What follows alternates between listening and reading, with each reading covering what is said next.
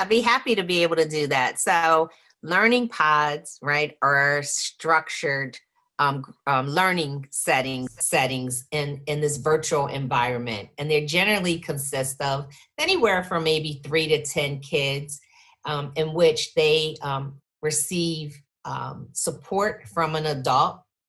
It doesn't necessarily have to be a teacher, but it's someone that's ensuring, right, that they have a structured day that is helping them to make sure they're on their Zoom with schools, and that they are present, that they're doing their assignments, that, you know, there are breaks in between, right? Because Zoom, we found out even for adults, right, can be so exhausting, and that they really have the supports and infrastructures they need to excel. And the learning pods themselves also coordinate with the school districts, which are really a critical component to the equation. So they are making sure not just that they are connected to their classrooms, but they also are having conversations with the teachers around the assignment and the work they need to be able to do. And so the teacher is communicating to the adult at the learning pod, and the learning pod adult is also communicating with the teacher and the parents, right? Engaging the parents in the loops, just to make sure that it's clear about what do our kids need to make sure that they still academically excel. What age range are we talking about here? Yeah, so they can literally be, the learning pods can structure to be kindergarten through 12th grade. Oh, wow. And so they are primarily set up, I would say, to be kindergarten through 8th, although some of our partners intentionally wanted to go after middle school and high school kids, right? Those that need maybe a little bit more structure to make sure that they're actually in class, that they're participating in their Zooms, that they're getting the supports that they actually need, right, in order to stay on track. So it can be K through 12. Primarily it's for, I would say, K through 8, but there are some targeted middle school, high school kids that we're focused on. So our role into this, we've seen the value, right, of trying to make sure that our kids excelling. Everyone was thrown into this virtual environment and in this remote learning. And we know that is extremely difficult for some parents to make sure that their kids stay on track, and that they, you know, if I have to work every day, who's making sure? I mean, I think about my own kids. You know, I have 3. I know there have been at least one of them that would not have been on Zoom all day long, right? Unsupervised. Mm-hmm. And how do you make sure that they have the discipline they need, that they have the infrastructure to make sure that they're in class, that they're doing their assignments, they're turning stuff in. And so while this is a national model, we wanted to make sure that it is an equity issue. And so we are, I should, say that in partnership with the Delaware Racial Justice Collaborative that we are a part of, and with some amazing partners, including the Longwood Foundation, recognied that when our kids started in this environment, that they were going to be behind, that there was already this opportunity gap, that that kids already were maybe behind, and putting them in virtual environments without some interaction, right, or intervention, it was just going to continue to grow. And so the learning pods really have been a great mechanism to ensuring that kids, the focus wasn't even really to catch kids up from their loss from before. It really was to help kids just stay on track. If we just help kids stay on track without the gap getting larger, we consider that to be a success. Just for the people who don't know, United Way is a nonprofit organization focusing on early education, college and career readiness, and financial stability. So this is, I guess, the reason why they're doing this. This is their focus. I just wanted to put that out there because I know people are like, well, what makes them, how did they come up with this? This is their thing. If you could kind of walk us through maybe a day. So I know that, most kids, pretty much all kids, like if you're in, say, 7th grade, you already have your structure that comes from the school. So how does the pod, I guess, work in conjunction with that? Or like, how does, a kid who's involved with the pod, what does their day sort of look like at maybe 7th or 6th grade? So that's a great question. So it can look a little different depending at each location, right? But there are some similarities. So envision that I get dropped off. I drop my child off at the pod, maybe at 7:30. They may get breakfast to get settled. They may do some activities, right, to get them to be set, ready to learn for the day. And maybe at 8 o'clock, I know that I have to be on my learning. They know that I have to be on my learning pod, or you have to be on your learning pod in math class. And so they're making sure, right, that you are now on class and that you're doing your math assignment. So they have your class schedule from your teacher, right? So it's customized. So while there could be 10 kids, all 10 kids are not doing the same exact thing. Because to your point, there could be a kindergartner in there. It could be a third grader. It could be a fifth grader. It could be 2 seventh graders. It could be 2 seventh graders, but one's at Colonial School District and one is at Red Clay School District. And so your class assignments might look a little different. So that's why the meant for the ratio, right, for the adult to student ratio is fairly low, but is meant to help you to customize the schedule with kids. I know a lot of parents were scrambling trying to figure out what to do, because all of them, before I started this, having my 2-year-old twins, my husband home, and then my 7-year-old and our dog and our turtle, I was just a little stressed. Everyone. So had I known, no. But this is great, and I'm glad that we're talking about it now, because it's still time. So how does a child get involved with the pods? How do we get involved? Yeah, so it's a couple ways. So the one that we try to refer people is if you call 211, dial 211 and press 4 and tell someone that you're interested in putting your child in a learning pod. They will help to be able to work through our partners to see where there are vacancies. Some of them are full to capacity, right? And some of them still may be have room to take additional kids, but they will help to be able to coordinate that and or put you on a wait list. And the other thing that we're trying to do, we are partnering with FAME to provide virtual tutoring from K through 12. So in addition to me, like taking my class, I may need help with math. And so through the virtual tutoring, we can then connect them to FAME, and FAME will connect them to a tutor, right, to work with them. And some of the districts are doing amazing things in addition to provide support. So they may bring a paraprofessional.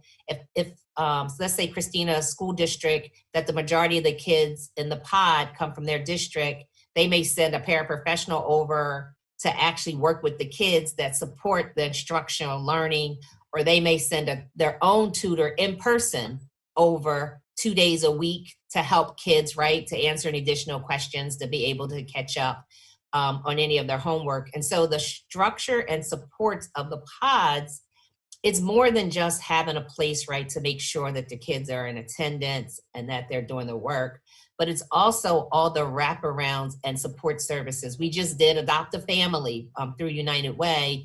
So we had all the pods identify families that were in need, that needed to be adopted. And so we were able to adopt 100% of the families that were submitted for supports. Or if families identify, there were a few that might not have had Chromebooks, or they don't have internet at home.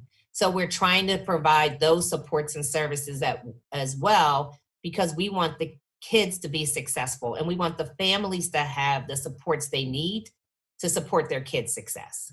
We kind of touched upon it, but I know that there's a whole racial equity initiative, and that's all tied into the pods. Can you talk more about that? Because I certainly am pretty ignorant to exactly what that is, and if you could educate everyone about your work in that regard, that would be great. Yeah, so the Delaware Racial Justice Collaborative have really been in place now for over 5 years. And I would say the murder of George Floyd just really infused it. It got a lot of people off of the sidelines. I think it was awakening for a lot of people in our community. And so we have really been strategically focused on what do we need to do collaboratively to address and knock down policies and practices that are related to systemic racism and institutional practices, but to build them up with those that are more equitable for all. And so the work is really focused around education, which we just got done from talking about, wealth creation, health, equity, criminal justice, diversity, equity, and inclusion. And so what we really have right now, we're over 200 community stakeholders strong, about 150 businesses that have put a stake in the ground that says, how do we work more collaboratively to bring change by amplifying the influence of us individually, collectively, and how do we amplify our voice to a greater degree in order to drive change throughout our state? And so that's really what the DRJC is focused on. One of the first places we picked was education because of this virtual environment, right? We knew when schools open, believe it or not, there's still kids that don't have.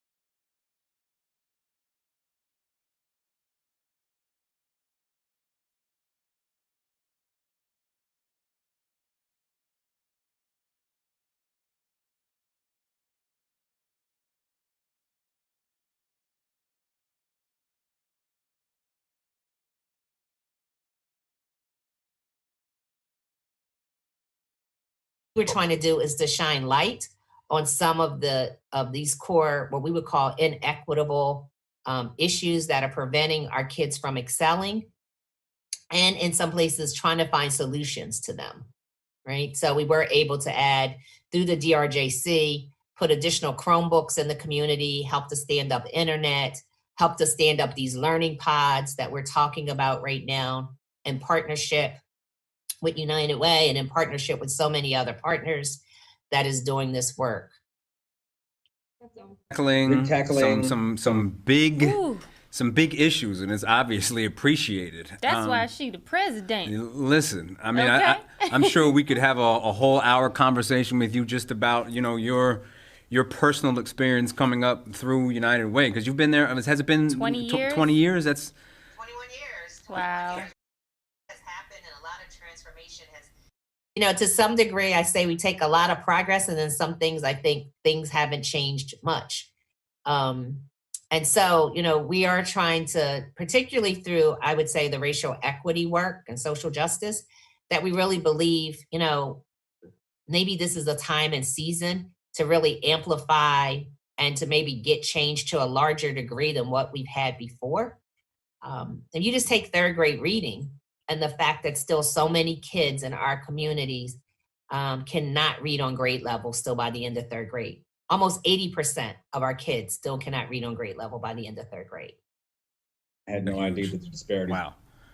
It's huge, right? And just bring up the point you made, we don't really talk about it, right? We're still silent on so many different issues that we're hoping and hopeful that we can begin to amplify to a much larger degree. Yeah. Is there anything is there anything else that you want to make sure that you get across before we wrap it up today? Because I'm sure there are a million things you guys are working on, but we talked about the pods, the initiative. Are there any other big things that you want to make sure that you let the people out there know?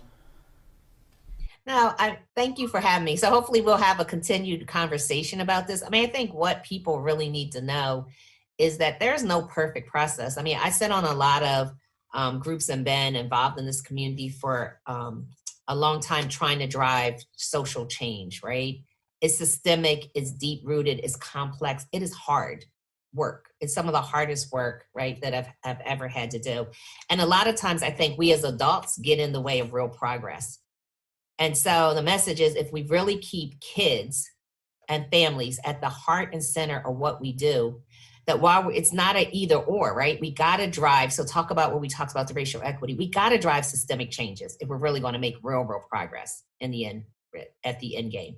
But in the meantime, we also really got to make sure that we are delivering and getting outcomes on behalf of kids today that's going to make a difference tomorrow.